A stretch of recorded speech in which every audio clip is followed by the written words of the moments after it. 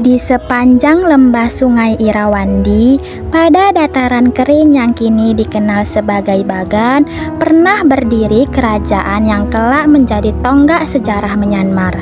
Kerajaan itu adalah Pagan, sebuah kerajaan yang muncul pada abad ke-9 dan menjadi pondasi bagi terbentuknya Myanmar modern. Pada masa awal berdirinya, Pagan hanyalah sebuah pemukiman kecil. Tapi perlahan-lahan kelompok Burma yang bermigrasi dari utara mulai memperkuat wilayah tersebut. Perubahan besar terjadi pada abad ke-11 saat Raja Anawarta naik tahta. Anawarta bukan hanya seorang penakluk, tetapi juga seorang pemersatu.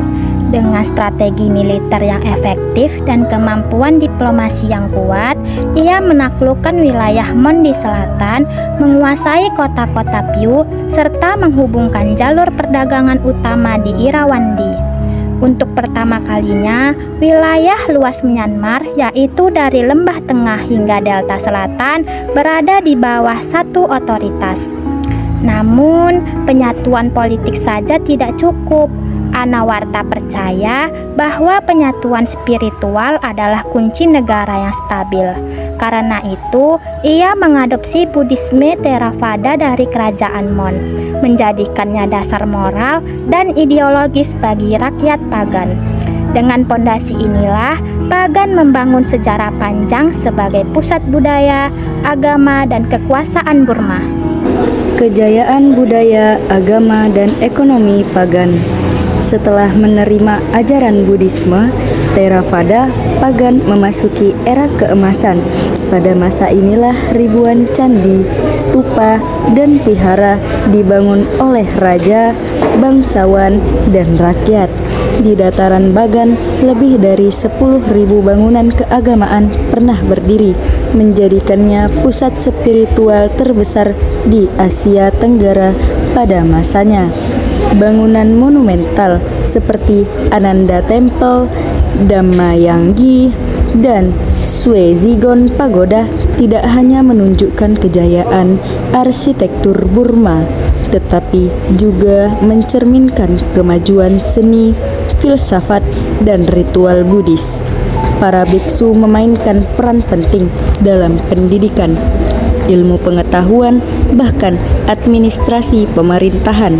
Namun, kebesaran Pagan tidak hanya terletak pada spiritualitasnya. Kerajaan ini memiliki kekuatan ekonomi ditopang oleh pertanian subur di sepanjang Irrawaddy. Sistem irigasi yang kompleks memungkinkan masyarakat bertani bahkan di musim kering, sementara perdagangan dengan India, Tiongkok, dan wilayah Mon memperkaya kota-kota besar Pagan. Tetapi di balik kejayaan itu terdapat awal dari krisis. Semakin banyak tanah kerajaan disumbangkan kepada biara dan lahan-lahan suci ini dibebaskan dari pajak. Lama-kelamaan pendapatan kerajaan menurun drastis, meninggalkan Pagan dalam kondisi ekonomi yang rapuh, sebuah retakan kecil yang kelak akan membesar. Menjelang akhir abad ke-13, ketika Pagan masih dihiasi ribuan candi megah, fondasinya telah melemah. Kekuatan militer menurun, ekonomi merosot, dan pengaruh biara yang semakin besar membuat kerajaan kesulitan mengontrol wilayah-wilayahnya. Pada masa genting ini, datang ancaman dari utara. Kekaisaran Mongol di bawah Kubilai Khan menuntut Pagan membayar upeti. Penolakan kerajaan memicu serangkaian invasi. Serangan Mongol pada 1277 dan 1283 mengguncang wilayah perbatasan, dan pada tahun 1287 pasukan Mongol menyerbu langsung ke wilayah Pagan. Ibu kota Pagan jatuh, raja terakhir melarikan diri, dan dengan itu runtuhlah kerajaan pertama yang menyatukan Myanmar. Pagan tidak bangkit kembali sebagai kekuatan politik, tetapi candi-candinya tetap berdiri hingga hari ini sebagai sisa kejayaan masa lalu. Setelah kejatuhan Pagan, Myanmar memasuki periode fragmentasi panjang. Wilayah pusat dipecah menjadi kerajaan-kerajaan seperti Pinya dan Sagaing, yang kemudian tersapu oleh serangan bangsa San. Sementara itu, kerajaan kecil bermunculan di seluruh Myanmar, tetapi tanpa kekuatan yang cukup untuk menyatukan negeri kembali. Pada abad ke-14, sebuah harapan baru muncul. Kerajaan Afa Inwah.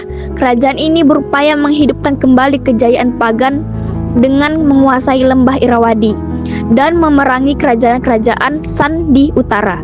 Meskipun Afa sempat menjadi kekuatan dominan, perang yang tak kunjung berhenti membuat kerajaan ini sulit bertahan stabil. Di selatan berbeda dengan situasi kacau di pusat Myanmar. Kerajaan Hantawadi Mon berkembang menjadi pemerintahan yang makmur melalui perdagangan maritim, seni, dan jaringan agama Buddhis. Hantawadi menjadi salah satu kerajaan terkaya di wilayah itu. Tetapi perebutan kekuasaan antara kekuatan Burma di utara dan kerajaan Mon di selatan membuat Myanmar terus berada dalam kondisi terpecah. Dari konflik-konflik itulah muncul kekuatan baru yang akan mengubah sejarah, dinasti Tonggo. Pada abad ke-16, dinasti Tonggo dari kota kecil Tonggo bangkit menjadi kekuatan besar. Raja Tamisweti memulai penyatuan wilayah Myanmar yang telah lama terpecah. Namun tokoh terbesar dari dinasti ini adalah Baing Naung. Baing Naung menciptakan salah satu kekaisaran terbesar di Asia Tenggara, menguasai Myanmar, Siam, Laos, dan wilayah perbatasan Yunan. Dalam masa kepemimpinannya, Myanmar mencapai puncak ekspansi wilayah terluas dalam sejarahnya. Namun, setelah kematiannya, kekaisaran mulai runtuh karena pemberontakan dan kelemahan administratif. Myanmar kembali memasuki masa kekacauan hingga muncul dinasti Kombaung pada abad ke-18. Raja Alaungpaya dan penerusnya kembali menyatukan Myanmar modern, memindahkan ibu kota beberapa kali hingga akhirnya menetap di Mandalay.